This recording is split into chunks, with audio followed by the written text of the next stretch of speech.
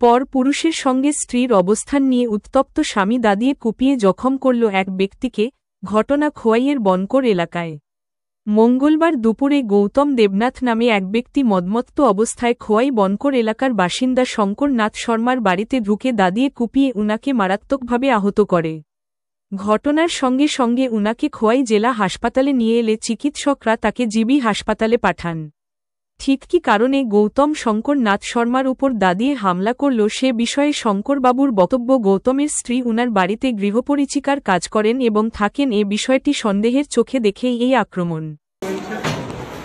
আরে আমার বাড়িতে মহিলা আজকে 3-4 বছর রান্নাবান্না করে থাকে নাই, আমি তাদের বলে দূর করে ফেলছি এই ফ্যাক্টরি দেওয়া কিছু।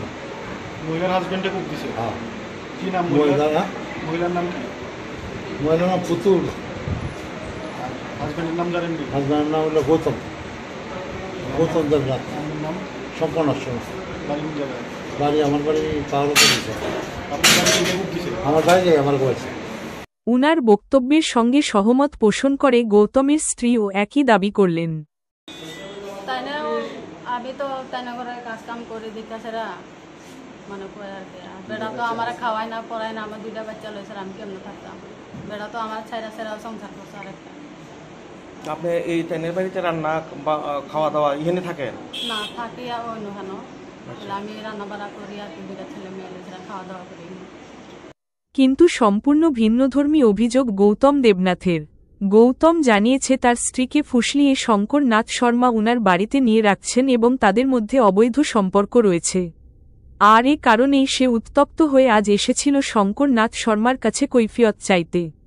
সেই সময় শঙ্কর নাথ শর্মা উনার বাড়ি থেকে একটি দা বের করে তার মাথায় একটি কোপ বসিয়ে দেয় বলে অভিযোগ। পরবর্তীতে সে সেই দাটি ছিনিয়ে নিয়ে শঙ্কর নাথ শর্মাকেও কুপাতে শুরু করে। বেশ কয়েকটি কোপ দেবার পর রক্তাক্ত দা নিয়ে সে সোজা চলে যায় খোয়াই থানায়। থানায় গিয়ে গৌতম নিজেই স্বীকার করে সে একজনকে কুপিয়ে এসেছে। এই ঘটনায় পুলিশ একটি মামলা নিয়ে গৌতম দেবনাথকে গ্রেফতার করে।